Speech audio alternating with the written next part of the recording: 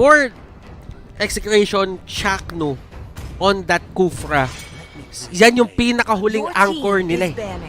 Na literal, kapag ginamit ni Chakno yung Kufra, parang makikita mo na lang siya gumagawa na siya ng outstanding plays. Oo. At certain points of the game, and ONIC dito at Hindi nila hahayaan. curveball. Oo. Nagbato ng curveball. Kumbaga, kanina sila bato ng straight ball. Kinurball nila ngayon. Sila nagban ng Hayabusa. And they're just denying heroes for KLVJ. Exactly. And it's a good read for ONIC PH banning that Hayabusa. And I must say, talagang magiging auto-lock yun para dito kay KLVJ. But Lancelot is open for the taking dito ng Execration. Meanwhile, Kagura would still be locked by ONIC PH. Most likely gonna go for Kyrie or even Iyakno. I doubt it's gonna be Iyakno. But going back, Execration, ano ang magiging jungler rather dito ni The King, KLVJ. They go for the first two picks. That is going to be a glue and a Lancelot. At ito na nga sinasabi natin. Bakit nga ba pinalusot yung Lancelot? Ang ONIC, meron silang Cho. So hindi sa kanila magiging problema yan. In a sense, hindi magiging problema para sa kanila. Meron sila panghuli, okay lang yan. Pero kasi iba pa rin yung snowball factor kapag maganda talaga yung start ng ng isang lance eh. Agree ako sa iyo dyan. And hindi lang yon, yung glue, which is yung MVP ng ONIC PH nagamit ni Jay kanina.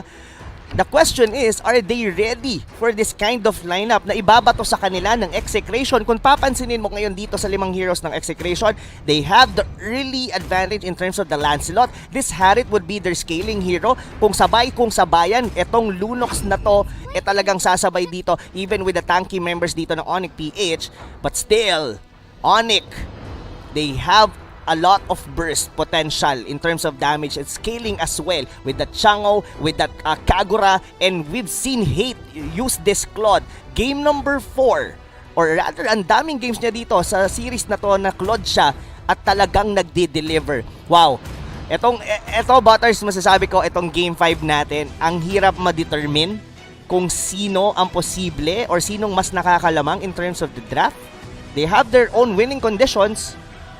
Pero the ones na masasabi mo na probably an easier lineup to pull up, probably it's gonna go for Execration. I would say na both of these teams, kahit ano mangyari sa kanila, they are both comfortable with the drafts na ginawa nila. Nakikita natin yung mga heroes na gusto nilang gamitin. Si KLVJ with the Lance, si Keller nakuha niya yung Harith niya, si Hate with the Claude, si Kyrie nakuha niya naman dito yung kanyang Kagura. And this is going to be the final game of this lower bracket match. Kung sino matalo dito, tanggal sa playoffs. Hey, oh wow. I can only say, Butters, na sobrang excited ako dito sa laban na to. Specifically on the early stages of the game. Like the first 5 minutes, I might say that the glue was on the side. So, ang pinaka-interesting match-up talaga dito was actually definitely gonna be the mid. Since itong si Renzo talagang clear the minion wave and just simply wait out kung mayroong pupunta sa kanila. Even on the top lane, that Harit and Chango. We would like to give shoutouts to our main observer, Kenji. Yes! And siya yung nagdadala sa atin ng camera or camera works netong game. Yes, shoutouts to Coach Kenji. And going back to the game.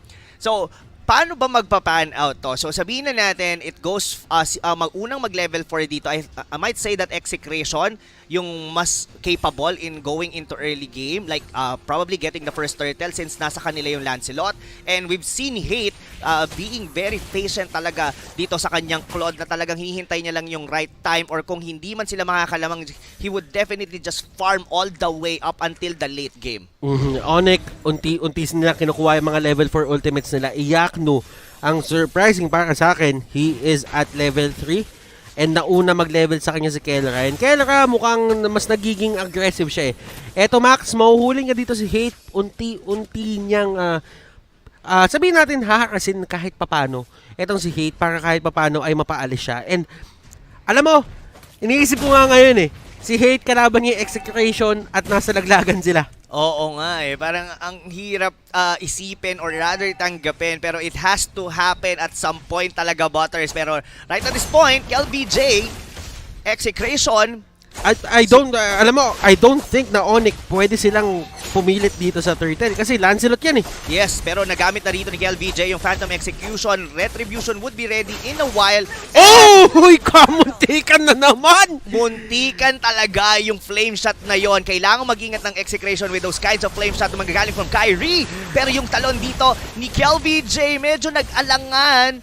Pero ang ganda ng puncture out doon ng Lancelot. Pero naiwan si Chaknu with a Detona's welcome na magagaling dito from Dilar, pero makakapag-disengage pa rin naman.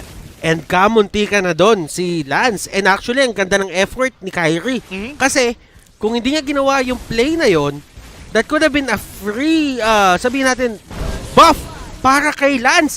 Pero nahuli ni Etomax, si Claude, si Hate, pero mapapanish siya. Pero that is still a win for the side of execution kasi na-delay nila si Hate. Yes, for sure. And kakakuha lang din ng purple buff doon ni Hate. And we all know that a Claude would always want to have a purple buff on the early stages of the game, specifically kung jungler ka, kasi mauubusan ka ng mana to be able to spam your Art of Thievery dahil hindi ka naman stacks? Yes, hindi ka magbe-build naman dito kasi ng Demon Shoes wherein ginagamit yon for the side lanes. So right at this point, medyo nakakuha ng early lead dito ang Execration. They are the one who is dictating the tempo against ONIC PH.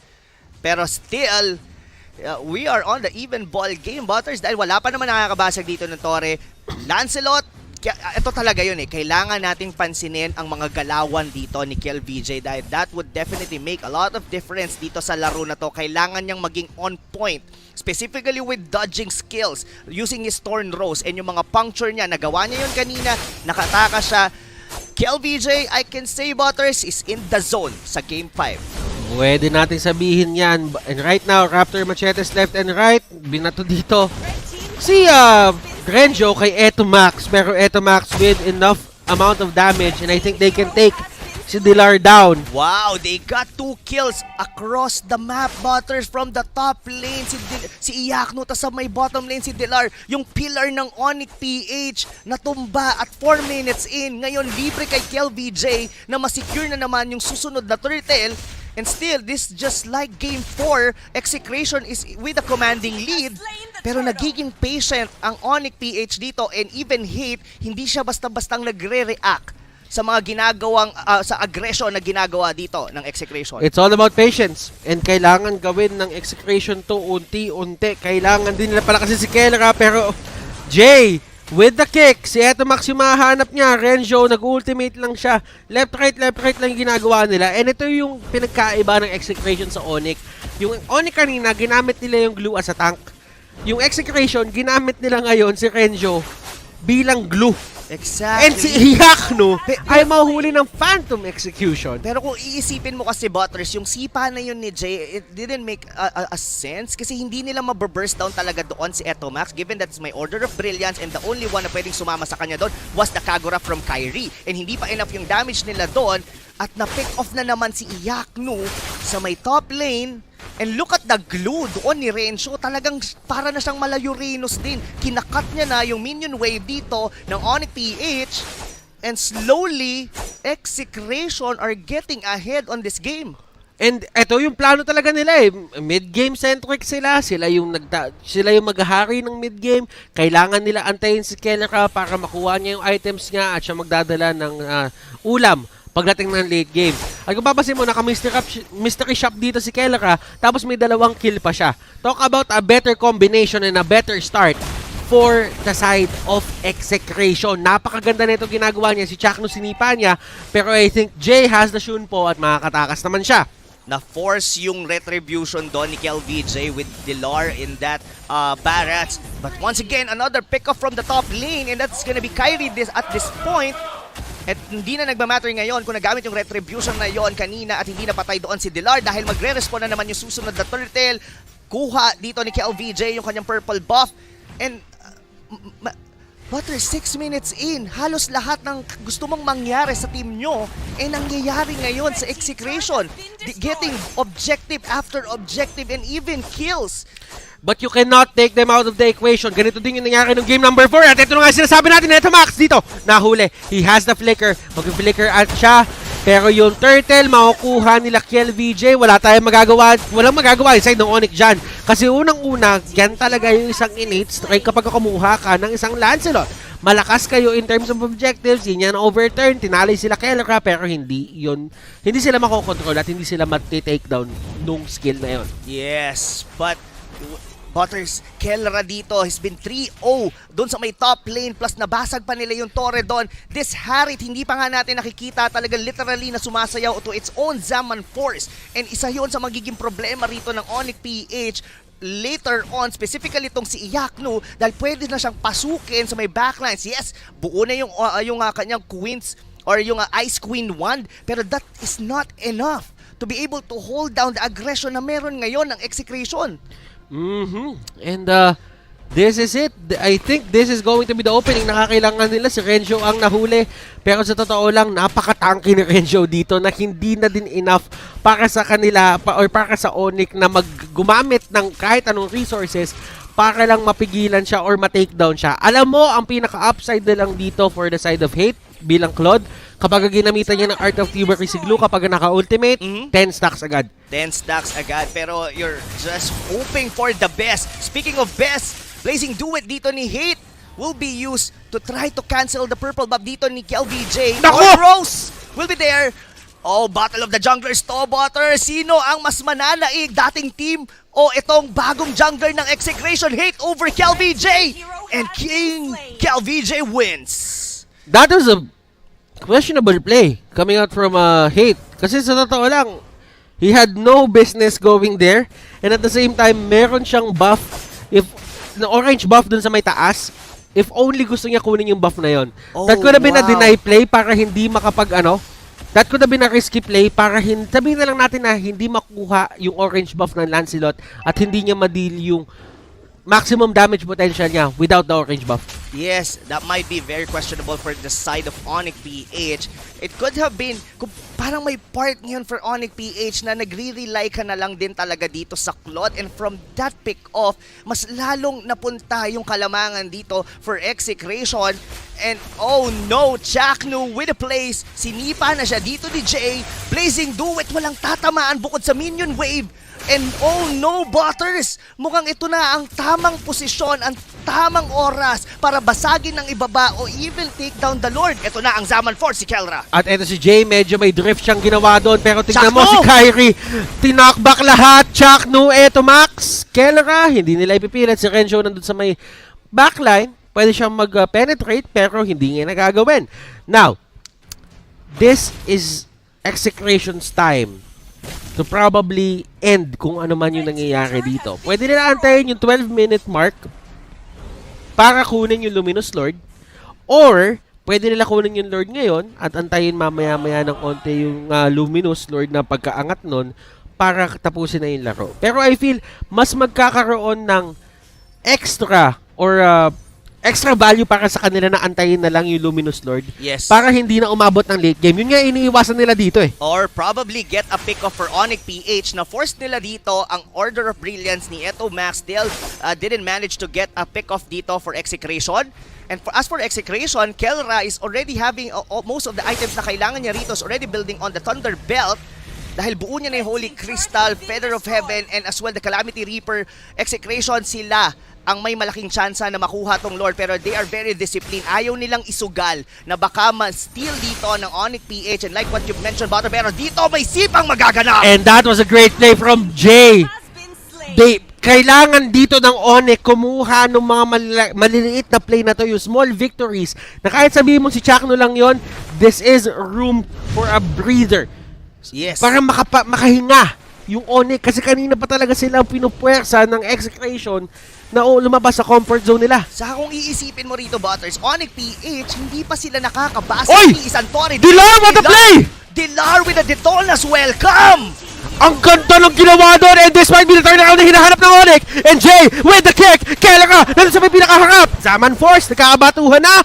Renjo, KLVJ and Kelra, they will back off. Kailangan maging maingat dito ng Execration. Yes, lamang sila dito ng almost 7,000. Si Jay? Jay! Oh! TikTok! With the plays, pero attentive doon si Kelra, or rather nakapag-recall, hindi umabot, pero still, Ang tanong, iaabot ba ang execration dahil sinusubukan ng kunin dito ng ONIC PH ang Lord na to, Kel VJ. Malapit na siya dito pero yung payong ni Kyrie almost half HP. Yung ating Lancelot pero na-reset yung Lord Butters. And hindi na yan yung iniisip ng ONIC dito. I feel na binitawan din nila yung Lord kasi alam nila lalabas yung Luminous at nabubuhay na unti-unti yung execration. And tignan mo yung execration ngayon, sobrang dominating nila dun sa fact na kailangan nila agad makuha yung Lord na yun. They have been waiting for this and the Lord goes down. This is the perfect timing para sa side ng execration na tapusin tong game na to. Posible nilang magawa yun because this is a Luminous Lord pero hindi natin pwede i-take account dito na meron pa rin na bang isang Iyaknu, may isang Chang'o na pwedeng burahin or tunawin yung Lord na yan. Yes, looking at the items nila ngayon, Ice Queen 1, Glowing 1, and Holy Crystal, enough naman ang damage ng isang Chang'o na yan to be able to deal a lot of damage. Pero yung mga outside turrets dito ng ONIC, yan ang siguradong delikado. And hindi sumasama yung execration doon sa may Lord. Ang ginagawa ng EXE, tinatry nila i-take down lahat ng outer tower para mapaliit nila yung mundo ng ONIC. ONIC, hanging by a thread. Tingnan natin kung paano nila gagamitin yung kanilang na-farm na items at yung kanilang hero potential dito. Yes, maganda ang pang-clear wave ng side ng ONIC. Meron silang Meteor Shower, meron silang Blazing Duet. But it only takes one small misstep para ma-burst down ka ng EXE. Renjo with the place. Binody block niya yung Meteor Shower doon ni Iyaknu kaya nakapag-dire-diretso yung pagbasag doon sa may taas. Kelra with a Zaman Force na pagbasag ng Tori sa gitna. Delikado na ngayon dito ang ONIC. And Jay, pinilit niya kontrolin lahat ng members ng side ng execration doon sa pagpasok at pag-tower lock. And here comes the fight! Kel VJ! Oh my goodness, tinamaan siya kanina dito ng Blazing Duet pero nag-take down 1 by 1, 1v1 laban mga kaibigan, and that is going to be ONIC. They will be eliminated from the MPL playoffs. Oh wow, look at that! Execration, look at the faces dito ng mga members ng EXE, #EXE shot. And this winning moment is brought to you by Head and